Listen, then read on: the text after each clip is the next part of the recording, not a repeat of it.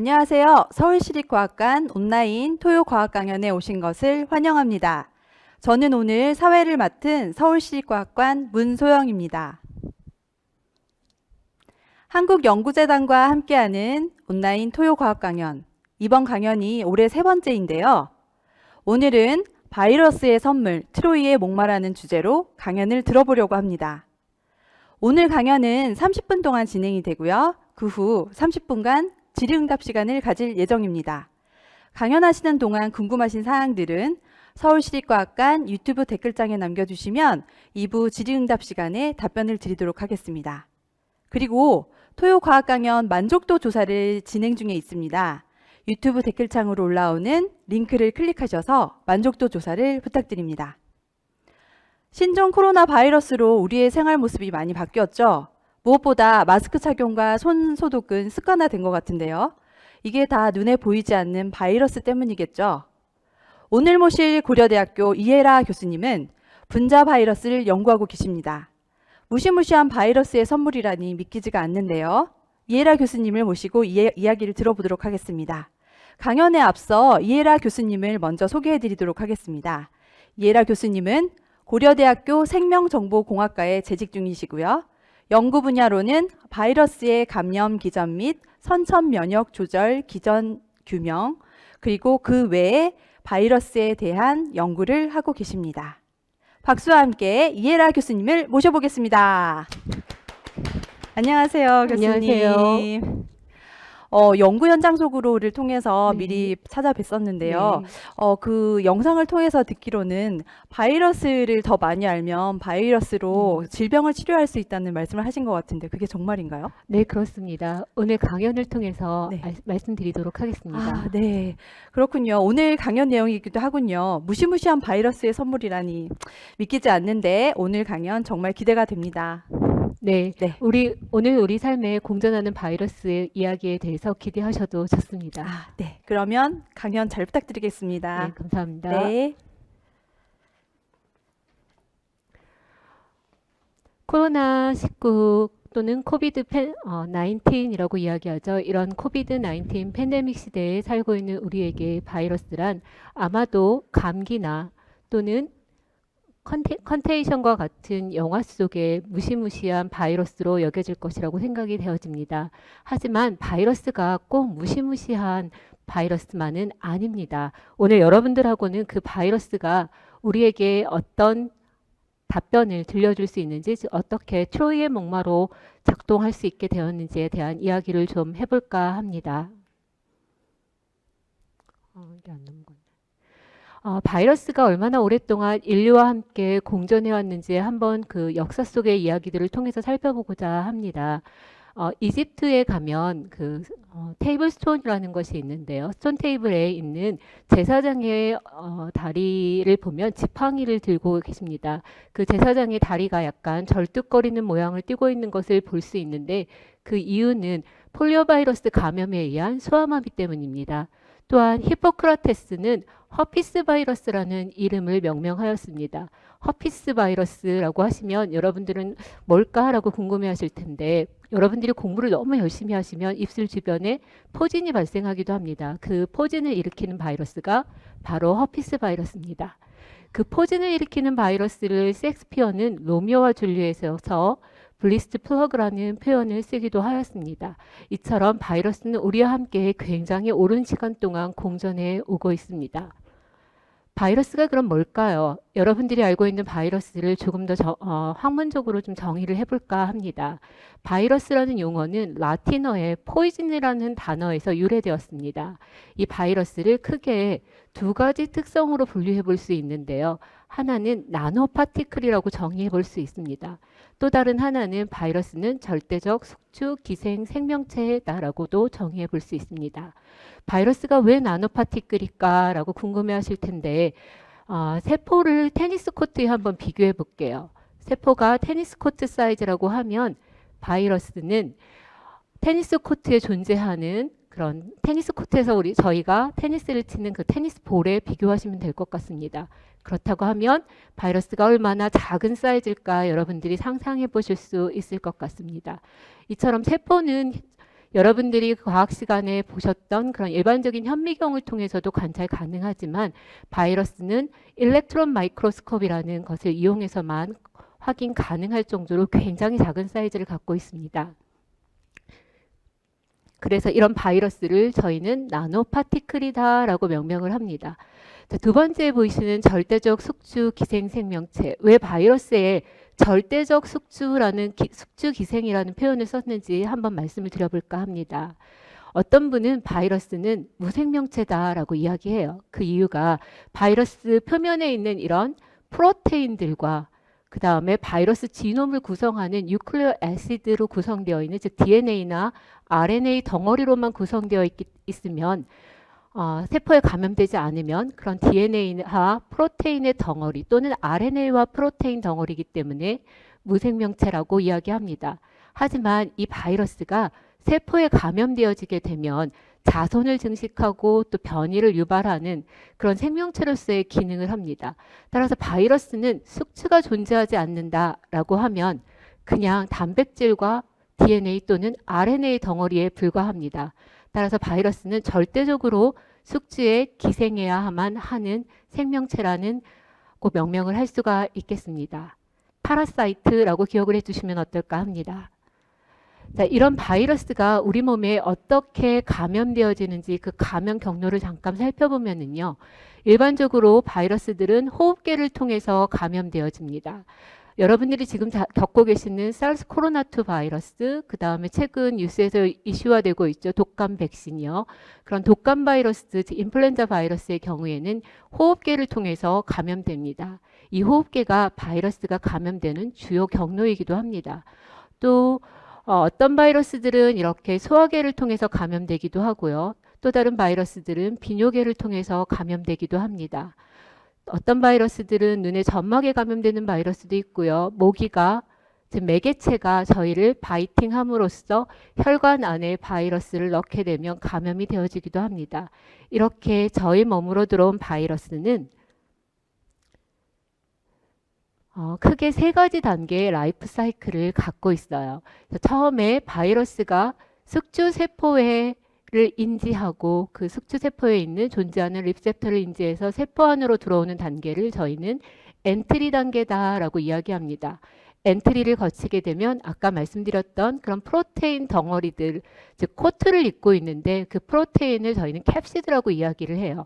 캡시드를 벗어내게 되면 이렇게 바이러스의 지놈이 세포 안으로 릴리즈가 됩니다.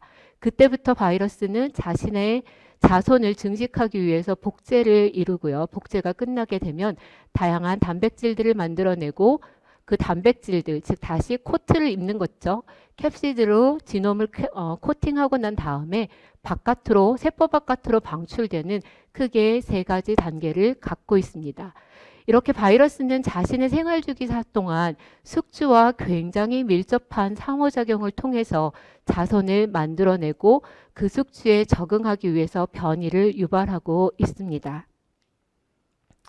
자, 그렇다면 바이러스가 숙주세포 내에 감염이 되어졌어요. 왜 바이러스는 숙주가 없이는 앞에서도 말씀드렸던 것처럼 기생할 수 없다라고 이야기했습니다. 생존할 수 없다라고 말씀을 드렸어요.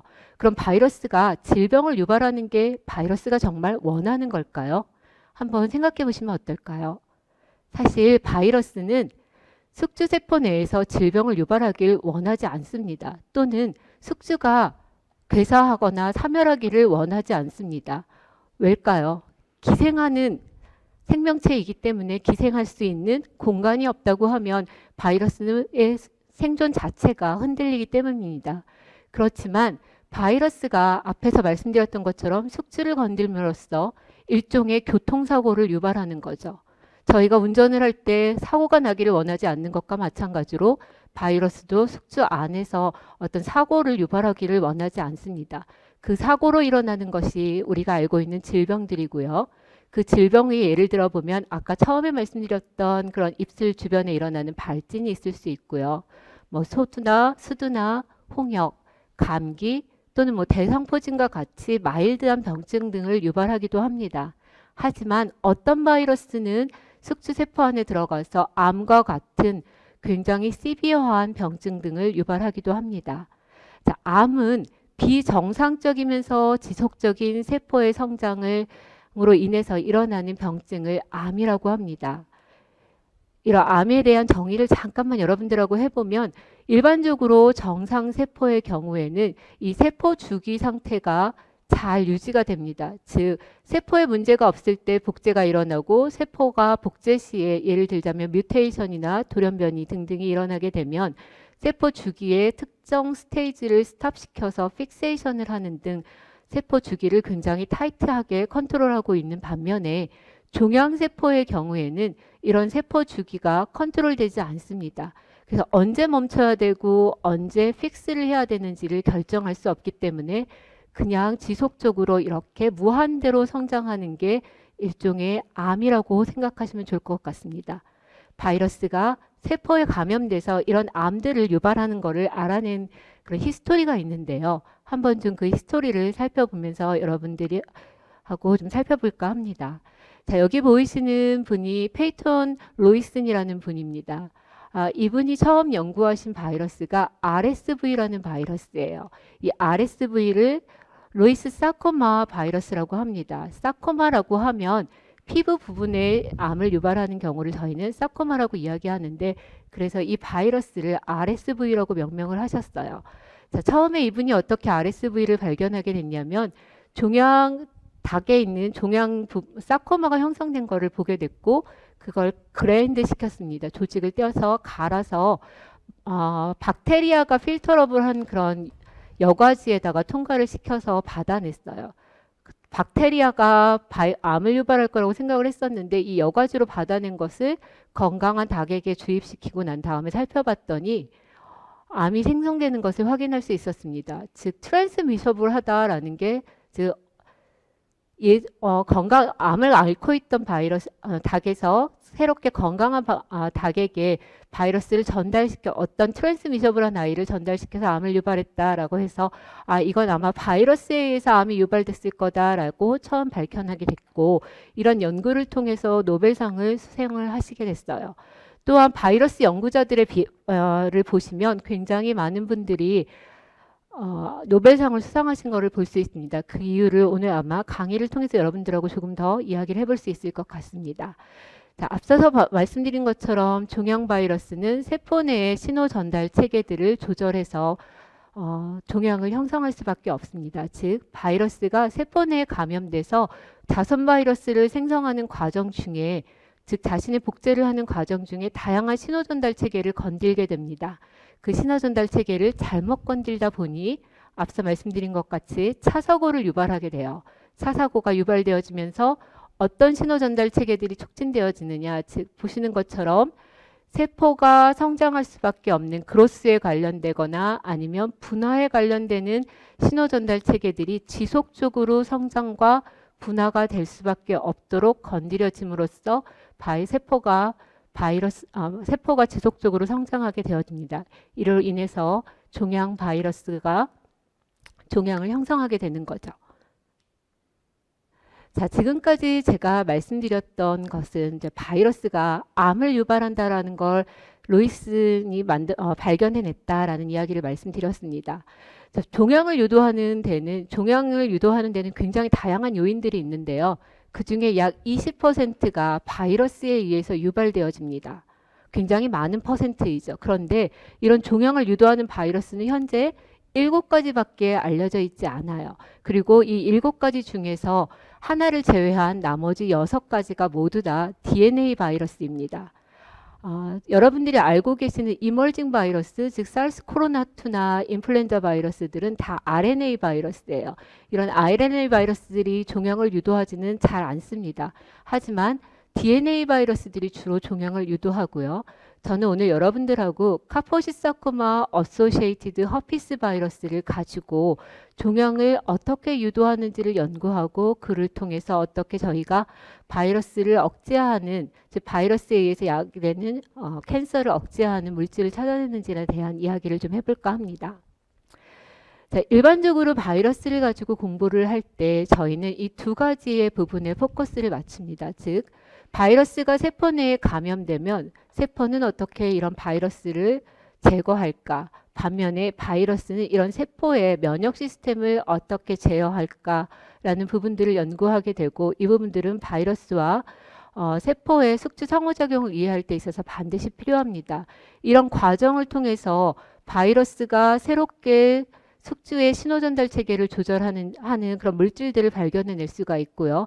또는 패소제네시스를 유발하는 물질들을 발견해낼 수 있습니다. 이를 역이용한다고 하면 저희는 아마도 바이러스에 의해서 야기되어지는 그런 질환들을 치료할 수 있는 치료제를 개발해낼 수 있습니다. 그래서 이런 연구들을 지속적으로 저희 연구실에서는 진행을 하고 있고요. 오늘 여러분들하고 한 번 더 깊이 들여다보겠습니다. 자, 제가 오늘 여러분들하고 이야기 드릴 내용은 카포시사코마 어소시에이티드 허피스 바이러스입니다. 이 카포시사코마 어소시에이티드 허피스 바이러스는 가마 허피스 바이러스에 속해요. 그리고 카포시사코마 또는 프라이머리 이퓨전 림포마, 그리고 멀티캐슬맨스 디지즈라는 병증을 유발합니다. 여기서 말씀드린 이 세 가지 모두가 다 암의 종류들입니다. 자, 여기 보시는 것처럼 지금 어떤 환자분의 얼굴 부분에 이렇게 굉장히 흉하게 포진이 잡혀 있는 것을 볼 수 있고요. 또한 이렇게 에이즈 환자에게서 발진같이 빨간색 피부병 등 병변들을 볼 수가 있는데, 이거는 다 카포시사코마 어소시에이트 허피스 바이러스에 의해서 생성된 카포시사코마라는 암증입니다. 그리고 또 장기 이식 환자의 경우에 폐 부분이 이렇게 하얀색으로 보이는 걸 볼 수 있는데, 앞서서 말씀드린 이 두 가지 캔서가 유발되어지면 이렇게 폐 부분이 하얗게 변하게 되어집니다. 자, 그런데 이 카포시사코마 어소시에이티드 허피스 바이러스는 다른 바이러스들하고 마찬가지로 현재까지 백신이나 치료제가 존재하고 있지 않습니다. 그래서 이들 바이러스에 의해서 유발되는 캔서를 치료할 수 있는 치료제가 전무한 상태이기도 합니다. 자, 바이러스가 세포 안으로 감염되어지게 되면 세포는 굉장히 다양한 면역 반응 등을 유발하게 되어지죠. 그렇죠? 그래서 그 첫 번째로 유발되어지는 반응을 우리는 선천 면역 반응이라고 이야기를 합니다. 즉 숙주가 즉각적으로 대응하는 면역 반응이에요. 그리고 시간이 지나서 이 선천 면역 반응에 의해서 바이러스가 완전히 제거되지 않으면 그때 야기시키는 면역 반응을 바로 후천 면역 반응이라고 합니다. 이 후천 면역 반응은 바이러스가 감염되고 활성화되기까지 한 2주에서 3주 정도의 시간을 필요로 하고 있죠. 그래서 선천 면역 반응을 통해서 숙주 면역 반응이 턴온이 되게 되면 바이러스를 제거하기 위해서 숙주 세포에서는 이런 인터페론이라는 사이토카인을 만들어내고 바이러스를 제거하게 되어집니다. 또한 이런 내추럴 킬러셀이라고 이야기하는데, 내추럴 킬러셀들에 의해서 감염되어진 세포를 제거하기도 하고 있습니다. 후천 면역 반응은 여러분들이 가장 잘 아시는 백신과 직결되어 있는 면역 반응이라고 생각해도 과언이 아닙니다. 그래서 B셀에 의해서 안티바디 프로덕션을 함으로써 바이러스가 갖고 있는 글라이코프로테인, 즉 안티젠에 대한 그런 저항을 할 수 있는 안티바디를 프로덕션함으로써 제거하는 방법이고요. 또 T셀에 의해서 세포의 사멸을 유발하기도 하는 이런 면역 반응 등을 선언시킵니다. 따라서 KSHV라는 바이러스는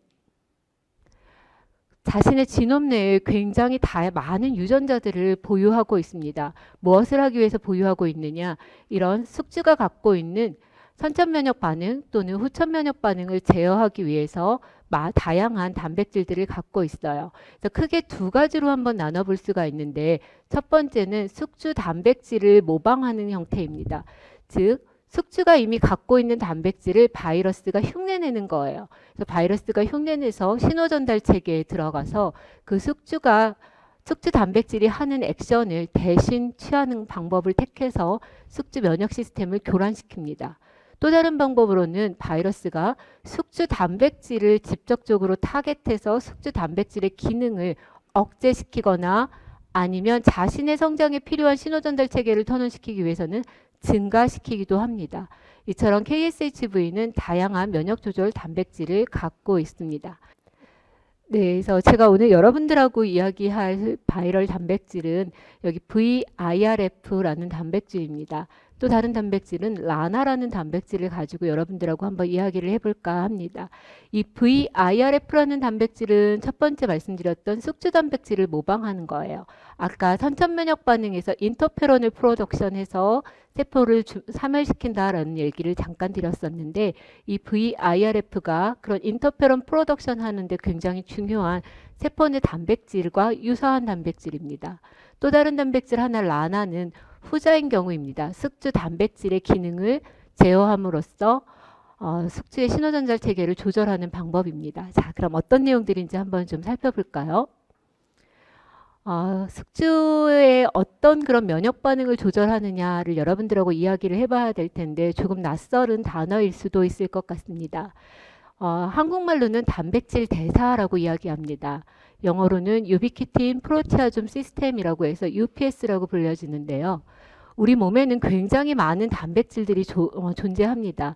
이런 단백질들의 양이 늘 항상 같다고 하면 호메오스테시스, 즉 밸런스를 유지하기 굉장히 어려울 거예요. 따라서 세포는 이 UPS라는 시스템을 이용해서 세포 내 단백질의 약 80%의 운명을 조절합니다. 어떨 때는 발현시키고 어떨 때는 이 UPS 시스템을 통해서 유비키틴이라는 걸 갖다 붙여주게 돼요. 유비키틴을 갖다 붙여주면 프로티아좀이라는 아이가 와서 이 유비키티네이션 된 단백질을 레코그나이제이션 하고 이 단백질을 사멸시킵니다. 즉 단백질을 제거해버리는 역할을 해요. 자, 그런데 무조건 제거만 되면 되느냐? 그렇진 않겠죠. 또 어떨 때는 단백질이 필요로 합니다. 그 역반응으로 이런 디유비키티네이즈 엔자임이라는 것이 존재합니다. 그래서 디유비키티네이션 엔자임은 이 유비키틴 그룹을 기질로부터, 즉 서브스트레이트로부터 떼어내는 역할을 합니다. 그렇게 되면 서브스트레이트는 안정화 상태를 유지하게 됩니다. 즉 단백질이 안정화되어 있는 상태를 유지하게 되는 거죠. 그래서 우리 몸에 있는 세포 내 단백질의 약 80%가 이런 UPS 시스템에 의해서 조절받고 있어요. 그래서 이 UPS 시스템 중에 관여하는 엔자임이 크게 E1, E2, 그 다음에 E3라는 라이게이즈 엔자임과 DUB 엔자임 4개가 존재하는데요. 이 중에 하나라도 문제가 생겼을 경우에는 세포 내 단백질의 턴오버에 문제가 생기기 때문에 캔서 또는 뭐 뉴로디제너레티브 디지즈나 그런 바이러스 어소시에이티드 디지즈 등의 다양한 병증을 우리 몸에서 유발하고 있습니다. 이런 UPS 시스템이 세포 내에 있는 세포 자살 메커니즘인 에팝토시스를 조절하고 있어요. 그래서 오늘 여러분들하고 공부할 내용입니다. 바이러스가 우리 몸에 감염되어지게 되면 저희 몸 안에는 P53이라는 단백질이 존재합니다. 굉장히 중요한 단백질인데요. 평상시 상태는 이렇게 유비키틴에 의해서 데그라데이션이 돼요. 그래서 굉장히 낮은 레벨로 존재하다가 바이러스가 세포 안으로 들어오면 지금은 P53가 일해야 되는 시간이야 라고 세포는 알려줍니다. 그러면 P53은 이 유비키틴을 떼어내는 단백질인 디유비키티네이션 엔자임의 도움을 받아서 유비키틴을 떼어내요. 그렇게 되면 세포 안에서 P53의 레벨이 증가되어집니다. 그럼 이 P53라는 단백질이 뭘 하냐? 세포의 성장을 억제하고 세포의 사멸을 유도시킵니다. 그래서 바이러스가 감염된 세포의 경우에는 세포 입장에서는 더 이상 회복 불가능한 세포입니다.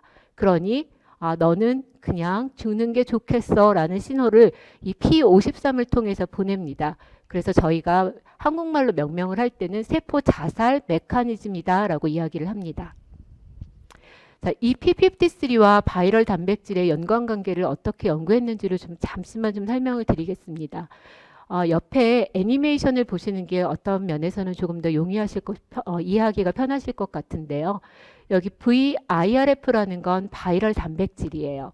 바이럴 단백질이 아까 말씀드렸던 P53 패스웨이에 관여하는 단백질의 를 조절을 하게 됩니다. 그렇게 조절을 하게 되면 이 P53의 유비키티네이션을 유도하게 되는 거예요. 그 유비키티네이션이 오른쪽에 보시는 것처럼 이렇게 밴드 형태로 나타나게 되는데, 그렇게 되면 세포 내는 세포의 자살을 유도하는 단백질의 레벨이 적어지겠죠. 따라서 바이러스는 지속적으로 본인을 성장시킬 수 있는 상황이 만들어집니다. 이렇게 바이러스는 VIRF라는 단백질을 이용해서 자신이 성장하기에 좋은 유리한 환경들을 만들어내고 있어요. 자, 그거를 어떻게 볼 수 있느냐? 저희가 이 에팝토시스 어세이를 통해서 살펴보았는데요. 에팝토시스 어세이를 통해서 살펴보면 VIRF가 발현되어졌을 경우에는 세포 내에 그런 세포의 사멸 레이트이 점점 떨어지는 것을 확인할 수 있습니다. 이렇게 바이러스는 어떤 방법을 통해서 자신이 성장할 수 있게 유리한 환경을 또 만듭니다.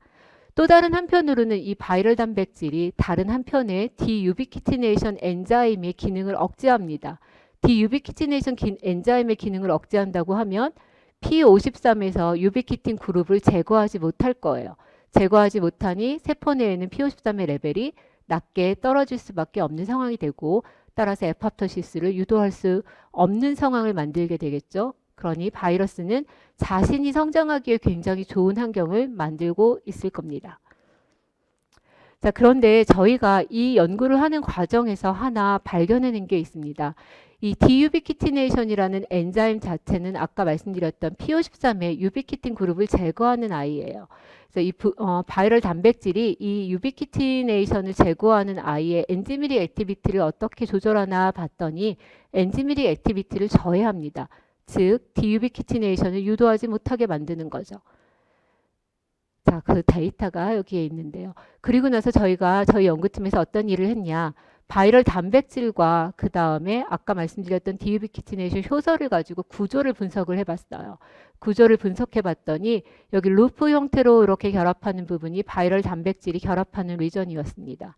그래서 이 부분을 가지고 그럼 할 수 있는 게 뭘까라는 고민을 조금 해보게 됐어요. 저 루프를 가지고 저희가 어떤 연구를 해볼 수 있을까라는 걸 고민을 하다가 펩타이드를 제작하게 됐습니다. 자, 펩타이드가 뭐냐라고 궁금해하실 텐데 펩타이드는 한 15개 정도의 뉴클레오 아미노애시드를 가지고 있는 걸 시퀀스를 갖고 있는 걸 펩타이드라고 합니다. 요즘 뭐 펩타이드를 가지고 의약품을 많이 개발하고 있는데요. 이 펩타이드를 두 개로 쪼개서 살펴봤습니다. 그래서 하나의 경우에는 아까 말씀드렸던 바이러스가의 P53을 레코그나이제이션 하지 못하는 아이, 또 다른 하나는 엔자임의 기능을 억제하는 펩타이드로 두 가지를 분류를 했어요. 그렇게 분류가 되고 난 펩타이드를 활용해서 봤더니 정말로 펩타이드가 그 서브스트레이트 그 기질의 결합을 억제하거나 엔지미릭 액티비티를 블락할 수 있는 능력을 갖고 있다라는 걸 확인을 해냈습니다. 그래서 이걸 가지고 저희는 암에다가 그럼 적용을 해보는 게 좋겠다라는 생각을 했는데 그 이유가 여기 있습니다. 아까 앞에서 말씀드린 것처럼 P53이라는 단백질은 세포 내에서 에팝토시스를 유발하는 단백질이다라고 말씀을 드렸습니다. 그래서 세포의 사멸을 유도하는 단백질이라고 이야기했는데 종양세포는 처음에 말씀드린 것처럼 지속적으로 세포가 성장해야 하는 숙명을 타고났어요. 그런데 이 종양세포가 세포 사멸이 되면 안 되겠죠. 그러니 종양에서는 약 한 30에서 50%가량의 P53들이 뮤테이션이 일어나 있거나 불활성화되어 있는 상태를 띠고 있습니다. 그래서 이런 불활성화되어 있는 종양세포에 P53을 다시 활성화가 시키게 되면 암이 퇴행된다라는 연구 결과들이 보고되어 있습니다. 그래서 저희 연구팀에서는 어떤 실험을 했었냐면 아까 바이러스에서 저희가 뽑아낸 펩타이드죠. 바이러스가 디유비키티네이션 엔자임과 결합을 할 수 있는데 그 첫 번째가 기질 결합을 억제하는 펩타이드, 그리고 두 번째는 디유비 효소 활성을 억제하는 이런 펩타이드를 가지고 P53의 기능을 어떻게 억제할 수 있을까 하는 걸 한번 연구를 해보기로 결정을 했습니다.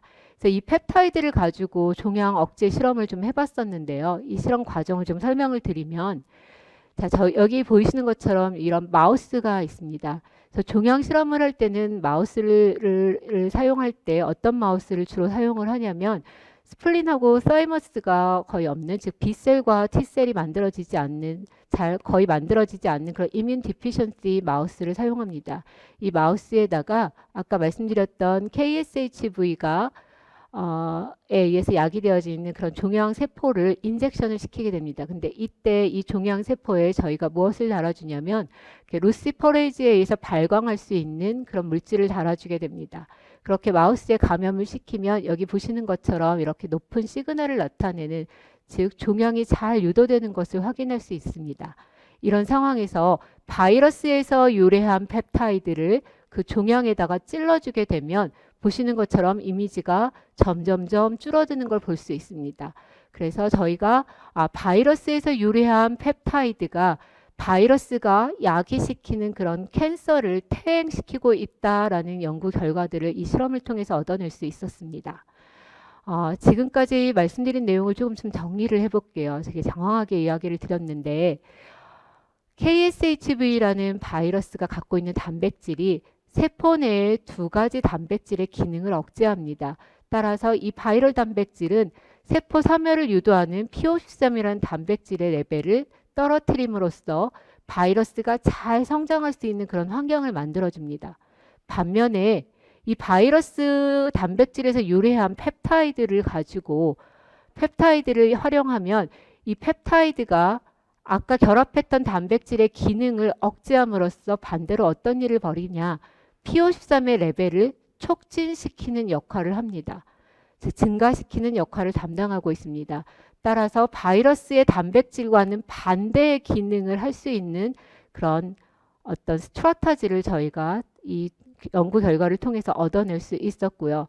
앞에서 말씀드렸던 저의 타이틀하고 한번 연결시켜서 말씀을 드려본다고 하면 바이러스가 세포 내에 들어가서 세포 사멸을 억제함으로써 본인의 증식과 종양을 유도하는 건 바이러스 입장에서는 본인의 생존 본능일 겁니다. 그런데 이 연구 과정에서 저희는 바이러스에서 유래한 펩타이드를 트로이의 목마처럼 세포 안에 집어넣었습니다. 어떤 세포 안에? 바이러스가 종양을 유도시키는 세포 안에 집어넣어주고 그 펩타이드로 하여금 P53이라는 세포 사멸을 유도하는 단백질의 양을 증가시킴으로써 궁극적으로는 바이러스에 의해서 야기되어진 캔서를 치료하는 치료제로 사용하게 되었습니다. 첫 번째 내용은 여기까지입니다. 자, 그 내용을 좀 정리를 해볼게요. 앞에서 제가 UPS라는 시스템을 잠시 소개를 드렸습니다. 이 UPS라는 시스템은 앞에서 말씀드린 것처럼 80%의 세포 내 단백질의 기능을 조절한다라는 말씀을 드렸는데요. 현재 굉장히 많은 파마스티컬 컴퍼니에서 이 UPS 시스템에 집중하고 있습니다. 제가 몇 가지 빨간색으로 이렇게 표시를 해놓은 부분들은 치료제로 현재 개발 중인 단계에 있는 아이들입니다. 그 중에서 이 프로티아점 이니비터로 알려져 있는 아이의 경우에는 현재 캔서 치료제로도 사용하고 있습니다. 이런 UPS 시스템 같은 경우에 여러분들이 앞으로 많은 관심들을 가지시고 그다음에 어떤 질병의 치료제의 타겟 물질로 발굴해 보시면 어떨까라는 생각을 합니다. 자, 두 번째 내용은 좀 간단히 이야기를 드릴게요. 똑같은 바이러스예요. 이 똑같은 바이러스가 다른 에팝토시스 패스웨이를 조절하는 내용입니다. 세포 내에는 아까 앞에서 말씀드린 P53과 같은 에팝토리 패스웨이가 있습니다. 그걸 저희는 인트린식 에팝토리 패스웨이라고 이야기하고요. 또 다른 밖에서 외부 환경에서 오는 신호를 받아서 에팝토시스를 유도하는 익스트린직 에팝토시스가 존재합니다. 자, 여기 보여드리는 그림은 익스트린직 에팝토시스인데요. 자, 여기 보시는 그림은 마이토콘드리아예요. 마이토콘드리아에는 백수와 백이라는 단백질이 이렇게 게이트를 만들고 있습니다. 그리고 엔타이 에팝토릭 단백질인 이런 MCL1과 같은 단백질이 마이토콘드리아의 게이트를 늘 항상 막고 있어요. 어떤 특정 시그널이 없으면. 자, 그런데 외부에서 굉장히 좋지 않은 시그널이 들어오면 세포는 세포 사멸을 유도해야 됩니다. 따라서 이 MCL1이라는 단백질이 제거가 되어지게 되면 이 백수와 백을 통해 이 만들어놓은 게이트를 통해서 사이토크롬 C라는 물질이 릴리즈가 되게 됩니다. 이 사이토크롬 C가 릴리즈가 되면 캐스페이즈라는 3라는 단백질을 액티베이션 시켜서 궁극적으로는 세포 사멸을 유도하는 그런 과정을 갖고 있습니다. 저희 연구실에서는 두 번째로는 어떤 연구를 했었냐면 여기 보시는 아까 말씀드렸던 MCLO는 그 백수와 백의 게이트를 막고 있는 엔타이 에팝토릭 단백질입니다. 그런데 하플라이프가 좋지 않아요. 즉 이 FBW7이라는 UPS에 관련되는 단백질이 이 MCL1과 결합을 해서 MCL1을 제거시켜버리는 역할을 담당하고 있습니다. 그런데 바이러스는 엔타이 에팝토릭 단백질이 제거가 되면 즉 에팝토시스가 지속적으로 유도가 될 거예요. 원하지 않습니다. 왜? 기생해서 살아가야 하기 때문에 원하지 않아요. 그래서 이 나나라는 단백질이 FBW7이라는 단백질을 시퀘스터링 합니다. 그렇게 되면 엔타이에팝토릭 단백질은 그 하플라이프가 증가될 것입니다. 따라서 바이러스가 세포 안에 감염되었어도 세포는 에팝토시스를 유도하지 못함으로써 자신이 사멸되지 못하고 바이러스에 의해서 궁극적으로는 이용되겠죠. 그래서 이런 연구를 지금 현재 진행을 하고 있습니다. 그래서 여기 보여드리는 내용은 간단하게 제가 지금 말씀드린 걸 정리한 내용이고요. 그 뒤에 동물 실험 결과를 좀 보겠습니다. 그래서 그럼 어떻게 이걸 가지고 항암제를 만드느냐 궁금해 하실 것 같습니다.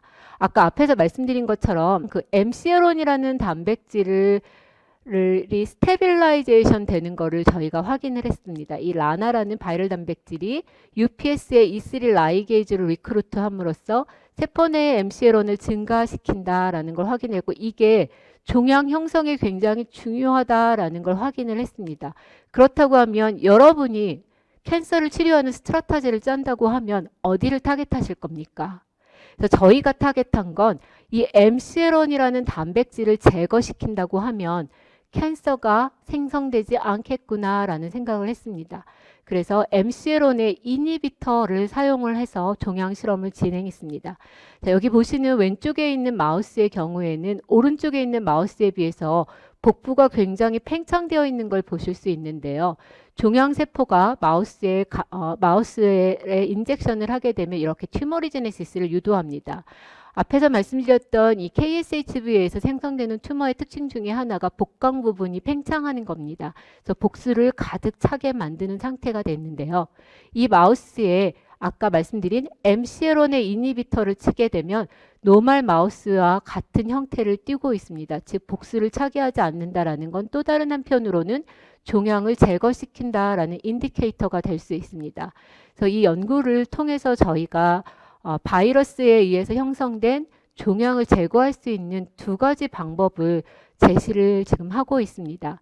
첫 번째 여러분들한테 제시드렸던 내용은 바이럴 단백질이 갖고 있는 어떤 특정 부분을 펩타이드로 이용을 해서 그 바이러스에 의해서 억제되고 있었던 P53이라는 세포 사멸 단백질을 증가시킴으로써 KSHV의 증식을 억제함으로써 튜머리제네시스를 퇴행시키는 방법을 스트라타지 1로 제시를 했고요.